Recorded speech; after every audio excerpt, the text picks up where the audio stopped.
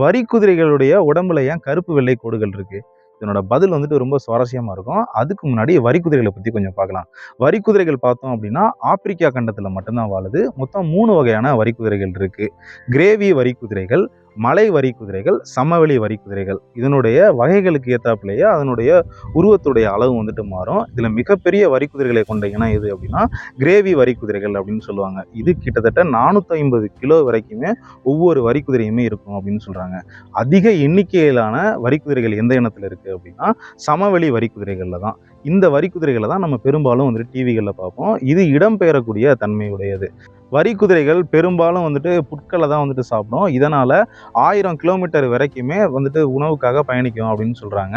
ஒரு நாளைக்கு 80 கிலோமீட்டர் நடக்கக்கூடிய தன்மை உடையது. ஆபத்து நேரத்தில் பார்த்தோம் அப்படின்னா 55 கிலோமீட்டர் வேகத்தில் வந்துட்டு ஓடி தப்பிக்கக்கூடிய ஆற்றல் வந்துட்டு வரி குதிரைகளுக்கு இருக்கு.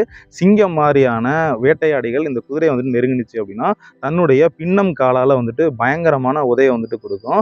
இந்த உதை பார்த்தோம் அப்படின்னா சிங்கத்துடைய தலையெலும்பை உடைக்கக்கூடிய தன்மை இருக்கும் அப்படின்னு சொல்றாங்க. வரி குதிரையோட உண்மையான தோலோட நிறம் பார்த்தோம் அப்படின்னா கருப்பு நிறம் தான். அதாவது ஒரு வரி குதிரையோட ரோமங்கள் எல்லாம் நீக்கிட்டு பார்த்தோம் அப்படின்னா அது கருப்பு கலராக தான் இருக்கும். அதனுடைய தோலுடைய நிறமே கருப்பு தான். அந்த தோலுக்கு மேலே முளைத்திருக்கக்கூடிய ரோமங்கள் தான் கருப்பு வெள்ளையா இருக்கும் அப்படின்னு சொல்றாங்க. அதனால தான் நமக்கு பார்க்கறதுக்கு வரி குதிரை கருப்பு வெள்ளையா வந்துட்டு தெரியுது. குட்டிகள் பிறக்கையில பார்த்தோம் அப்படின்னா கருப்பு வெள்ளை கோடுகளோட தான் வந்துட்டு பிறக்கும். ஆனால் கருப்பு நிறம் பார்த்தோம் அப்படின்னா ஒரு முழுமையான கருப்பு நிறமாக இருக்காது. ஒரு மாதிரியான பழுப்பு நிறத்தோட தான் வந்துட்டு இருக்கும் அப்படின்னு சொல்கிறாங்க.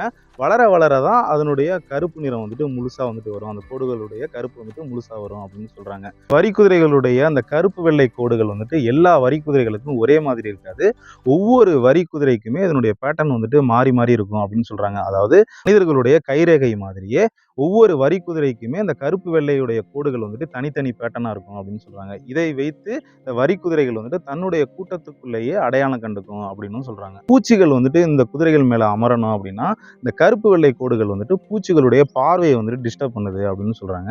இதனால ஓரளவுக்கு பூச்சிகள்ல இருந்து இந்த கருப்பு வெள்ளை கோடுகள் வந்துட்டு வரி குதிரைகளை பாதுகாக்குது அப்படின்னு சொல்றாங்க. இப்போ சிங்கம் சிறுத்தை மாதிரியான வேட்டையாடிகள் வந்துட்டு வரி குதிரை கூட்டத்தை வந்துட்டு விரட்டுதுன்னு வைங்களேன். இந்த கருப்பு வெள்ளை கோடுகளோட இந்த குதிரைகள்லாம் சிதறி உடையில பார்த்தோம் அப்படின்னா எல்லாத்துக்குமே கருப்பு வெள்ளை கோடுகள் இருக்கிறதுனால சிங்கம் சிறுத்தை மாதிரியான வேட்டையாடிகளுடைய பார்வை வந்துட்டு குழம்பும் அப்படின்னு சொல்றாங்க.